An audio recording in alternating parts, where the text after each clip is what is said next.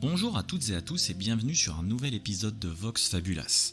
Ici Ethno et c'est avec un plaisir énorme que je vous retrouve sur un nouvel épisode du podcast qui avait été mis en pause pendant 5 mois environ. Il me semble que la dernière publication datait de mars et c'était une grande pause en effet et pour cause une vie vraiment très remplie au niveau personnel avec des projets à concrétiser, tout ça. Donc tout s'est bien passé.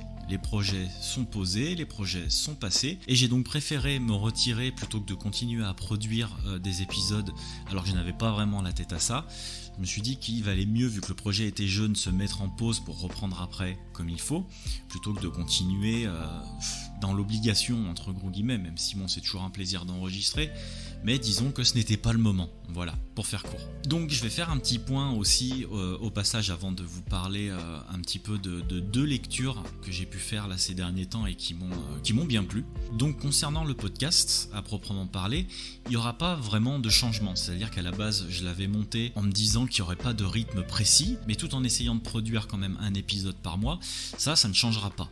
Voilà, c'est-à-dire que si pendant un mois il n'y a pas d'épisode, et ben tant pis, il y en aura un le mois prochain, mais c'est-à-dire que c'était un rythme moins soutenu que les annales par exemple, où on avait vraiment un calendrier, on s'était dit que voilà, tous les 2 dimanches on enregistrait, pour ressortir le mercredi, ici toujours pas, voilà. En parlant des annales, vous pourrez aussi retrouver Merlin et Cook qui feront des apparitions de temps en temps, et d'ailleurs tous les 3 aussi, toujours pour vous parler de bouquins et de fantaisie et d'imaginaire vraiment à proprement parler. Vous pourrez aussi retrouver Tank qui viendra nous parler de ciné. Tank, vous l'avez déjà entendu pareil dans les Annales d'Opale, il avait fait 1 ou 2 apparitions pour parler de Dune en l'occurrence il me semble. Et enfin vous pourrez aussi retrouver Conavar du podcast No Longer à qui j'ai proposé de faire des apparitions aussi de temps en temps pour des épisodes spéciaux, qui a accepté, donc voilà. L'équipe s'agrandit sans pour autant avoir une équipe fixe à chaque podcast, c'est ma tronche que vous retrouverez la plupart du temps, mais voilà, il y aura quand même... ce ne sera même pas des invités, en vérité ce seraient des présentateurs et des présentatrices que vous avez déjà entendus et qui seront là pour m'épauler sur des sujets dont on a envie de parler. Donc encore une fois, le planning n'est pas fait, même si beaucoup d'idées sont présentes, il y aura de quoi faire au moins jusqu'aux vacances de Noël. Le but étant de ne pas avoir de pression, Vox est et restera un podcast sans contrainte ni planning. Voilà, je voulais être clair vraiment là-dessus, mais ça ne changera pas grand-chose. Sinon, niveau réseaux sociaux, vous avez peut-être aperçu que j'avais quitté Twitter, Instagram et que j'avais pas mis la page YouTube à jour depuis un moment. Donc étant donné que je ne souhaite pas être aussi investi que je l'étais sur les annales par exemple, où j'étais présent sur vraiment limite tous les réseaux sociaux, j'ai décidé d'en sélectionner que 1 ou 2. Et mon choix s'est porté donc sur Facebook, ce qui est plus facile pour moi étant donné que j'ai mon compte perso dessus. YouTube que je continuerai d'alimenter et sur lequel je suis très présent aussi, parce que du coup c'est une application que j'utilise moi personnellement, donc ça me coûtera rien d'aller voir et de gérer la page du podcast. Et je pense aussi peut-être relancer un Instagram, même si dans l'immédiat ce n'est pas fait. Mais par contre, la page Facebook, elle, de Vox Fabulas est créée et vous pourrez retrouver facilement sur le réseau social la page. Et je mettrai le lien de toute façon sur le YouTube pour que vous puissiez cliquer directement et atterrir sur la page. Donc je posterai les podcasts et les épisodes là-dessus, mais je serai aussi présent comme d'habitude sur les plateformes de streaming, Spotify, Deezer, etc. Ça, c'est quelque chose qui ne change pas. Pour essayer de vous mettre un peu l'eau à la bouche, je peux vous dire qu'on parlera toujours de littérature de l'imaginaire, avec Cook et Merlin, et même moi tout seul d'ailleurs. Je pense que je recevrai des auteurs et des autrices aussi pour le même principe et le même format que vous avez pu entendre avec Noémie par exemple de Horizon Universe et que Loïc des Mondes de Tada. Donc c'est des personnes que j'invite pour parler d'une œuvre qui les a marqués et donc parler vraiment et discuter autour de cette œuvre là. Donc celui-là, ce format-là sera toujours présent. Il y aura toujours des Vox News avec quelques petites chroniques, en gros comme je suis en train de faire ici. Donc voilà, je pense avoir fait le tour concernant le retour de Vox. Et je suis vraiment très content de reprendre ma place derrière le micro après cette longue absence.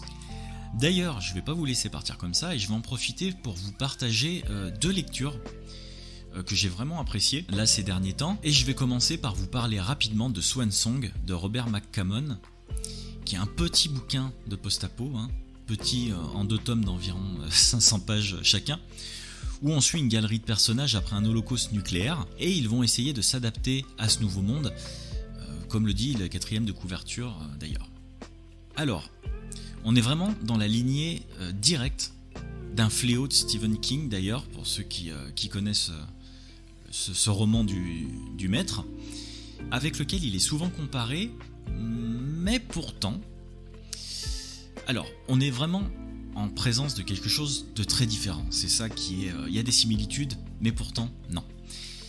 Et il y a plusieurs raisons à ça, et on va commencer par parler de l'écriture. Donc là où Stephen King, lui, joue extrêmement sur la nature sale et extrême de l'homme, ça on peut pas lui enlever, McCammon, lui, est plus sur un registre qui propose une écriture vraiment aussi incisive, mais moins dans le voyeurisme, si je puis dire. Je saurais pas trop comment expliquer ça. Il y a des scènes de King qui sont vraiment scabreuses et qui ont fait sa réputation, et qui sont presque totalement absentes, ou plutôt suggérées par McCammon, qui préfère lui mettre l'accent sur la nature des personnages plutôt que sur le reste. Donc une chose assez étrange, c'est que le background des personnages n'est pas vraiment développé. Il n'y a pas beaucoup de flashbacks, mais pourtant, on arrive quand même à connaître nos personnages, et c'est même pour moi un point fort de l'écriture. On s'attache à ces personnages alors que pas grand chose sur leur passé nous est raconté. Mais pourtant, les personnages, donc aussi nombreux qu'ils sont, eux vivent dans le présent. Et c'est au travers de ces actions-là, donc des actions pour leur survie, qu'on apprend à les connaître. Même si, bon, on est bien d'accord qu'on en apprendra quand même sur leur passé, parce que c'est très important, mais c'est pas l'élément principal en fait. Autre fait intéressant, d'ailleurs, dans Swan Song, l'auteur n'écrit pas de beaux personnages, mais au sens physique j'entends, parce que certains personnages sont vraiment rayonnants, voire lumineux, mais physiquement, au fur et à mesure du récit, les protagonistes s'enlaidissent. Donc, à cause de quoi, je vous en dirai pas plus, mais personne n'est à l'abri de ressentir un certain dégoût de ces personnages, et pourtant, on s'accroche littéralement au bouquin et à toute cette galerie qu'on rêve de voir évoluer au fur et à mesure de l'histoire dans un futur meilleur. Alors oui, le roman est dur, il s'agit de post-apo, et pour qui en a déjà lu, c'est de quoi je veux parler, mais l'auteur, malgré toute la crasse, arrive à en faire ressortir vraiment une certaine poésie par moment et à redonner un mince filet d'espoir à toute cette noirceur, et au lecteur surtout. L'histoire à proprement parler n'a rien d'extraordinaire, on est bien d'accord, on est sur du post-apocalyptique avec une lutte du bien contre le mal, classique, ça on peut pas faire plus classique que ça, mais McCammon arrive quand même à avoir un certain coup de génie en mélangeant des styles là où on les attend pas, en apportant des éléments par exemple fantastiques à vraiment tout ce bordel atomique, avec vraiment un postulat de base vraiment terre à terre, c'est-à-dire que le post-apo en général, mais lui arrive à faire un mélange des genres assez intelligent.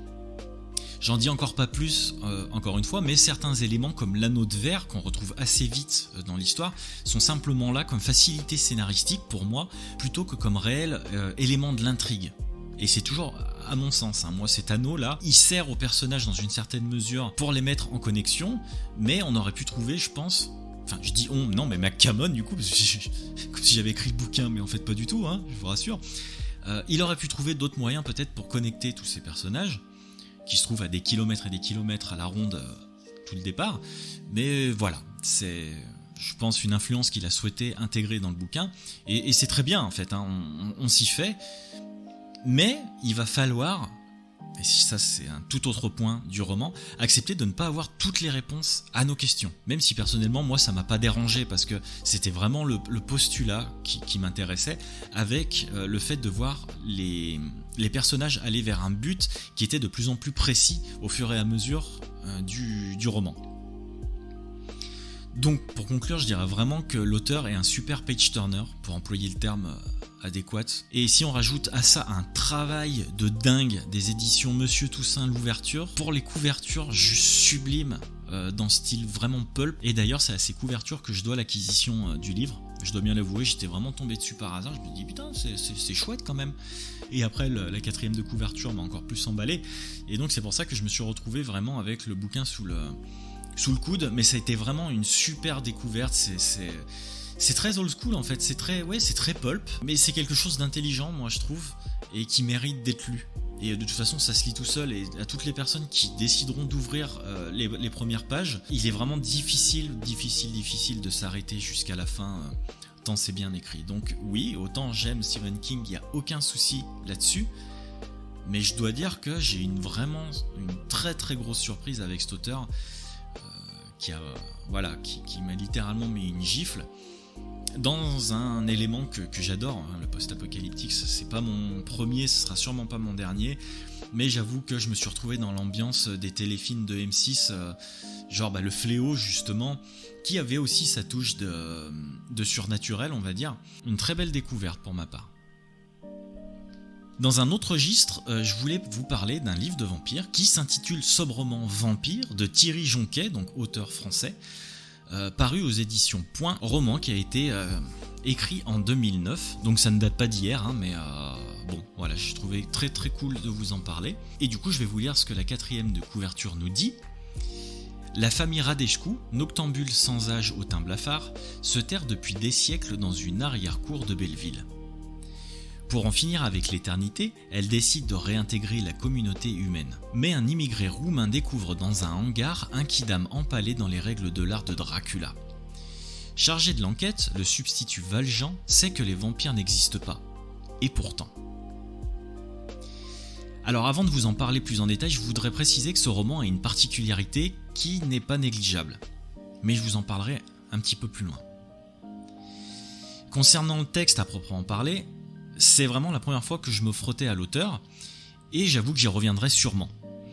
C'est un auteur qui a vraiment une facilité dans les mots, je trouve, et il arrive vraiment à décrire ce quotidien banal, ce qui est assez bluffant pourtant, parce que je pense qu'il n'y a rien de plus compliqué que d'écrire une routine justement. Et pour en revenir à un peu à ce que je vous disais précédemment, Stephen King y arrive très bien lui. Bref, on rajoute à ça cette pointe d'ironie, d'humour noir et de langage familier qui transpire dans le texte, et ben il n'y en a pas fallu plus pour m'accrocher en fait à ce court roman, mais intense roman. Deux choses sont assez intéressantes pour être soulignées en vrai. La première, c'est que l'auteur aborde le vampirisme d'un point de vue scientifique. Alors oui, c'est assez étrange, mais les recherches pour arriver à avoir cet angle d'attaque ont dû vraiment être assez conséquentes. Je crois d'ailleurs qu'il a fait appel à des médecins pour vraiment arriver à tourner ça d'un point de vue scientifique en fait. Donc je rentrerai pas encore une fois dans les détails parce qu'on en parle beaucoup dans le livre, et c'est surtout que je veux pas vous gâcher la surprise, mais sachez tout de même que tout se tient et qu'à aucun moment le raisonnement paraît invraisemblable. Donc c'est une histoire de vampire qui tient debout, bizarrement, et qui pourrait être tout à fait plausible. Ensuite, ce roman se place directement dans le registre du polar. Style de base de l'auteur, pour préciser un petit peu. En parallèle des événements de la vie de la famille Radescu, on suit une enquête sur un tueur en série qui a un modus operandi, donc je vous laisse deviner, qui est en fait l'empalement. Avec une fascination pour Vlad Tepes et Dracula, donc vous voyez le parallèle en gros avec la famille de vampires qui aimerait vivre normalement auprès des humains et de l'humain qui rêve d'être un vampire, en gros quoi. Bref, Jonquet n'épargne pas le lecteur avec des scènes, on peut le dire à la limite du supportable, Je préfère vous avertir sur ce détail. Vaut mieux d'ailleurs que je vous avertisse, mais ça fait partie visiblement des habitudes de l'auteur, d'écrire des trucs un petit peu trash. Mais voilà, encore une fois, c'est très bien écrit et ça se fond vraiment dans la masse du texte. Sinon, pour en revenir à la particularité du roman, eh bien c'est simplement que le roman n'est pas terminé. Ouais. Puisque Jonquet est mort en fait en 2009, donc pendant l'écriture du livre, et Vampire est en réalité le titre de travail du manuscrit. Donc comment dire ? Je pense qu'il aurait pu s'agir de l'un des meilleurs romans vampiriques que j'aurais pu lire, ne serait-ce que par son approche en fait, et de l'intensité qui règne dans l'histoire. Donc il y a environ 200 pages seulement, c'est court, croyez-moi, vraiment très court, surtout quand l'histoire commence à peine à décoller. Tout se mettait en place à la fin du livre, c'est vraiment dommage. Et j'imagine à peine ce que ça aurait donné s'il avait été mené à terme, donc je pense ça aurait été un bouquin vraiment épais, mais qui aurait donné matière à réfléchir, parce que déjà, vraiment le thème, cette opposition entre les vampires et le tueur en série qui se prend pour un vampire est énorme.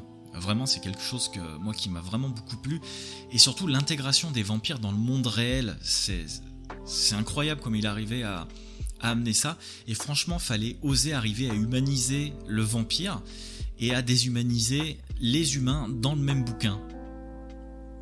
Moi, personnellement, j'avais jamais lu ça, mais il y a vraiment une intelligence dans le récit et dans l'écriture. Et si on ajoute à ça, justement, en parlant de réflexion, un fond social qui est amené à l'histoire, c'est vraiment dommage. Mais malgré tout, je le conseille quand même, malgré la frustration. Voilà, l'épisode touche à sa fin, et je suis vraiment content de vous retrouver. Et c'est que les débuts de cette saison, hein, et je suis peut-être un peu rouillé, donc pardonnez-moi, ce sera le temps de retrouver 2-3 petites habitudes, et au niveau de l'enregistrement, et au niveau de la confiance derrière le micro. Je me suis dit qu'il fallait bien recommencer par quelque part, et des lectures qui m'ont marqué pendant l'été, c'était vraiment cool de vous faire partager ça, en espérant vous avoir donné des idées. Donc sinon, n'hésitez pas à réagir à tout ça, je serais vraiment curieux d'avoir un retour sur vos lectures, puis ça pourra peut-être aussi me donner des idées. Et si vous voulez aider le podcast, je vous laisse liker ou partager, et nous on se retrouve bientôt pour un nouvel épisode de Vox Fabulas. C'était Ethno, et à très vite. Ciao.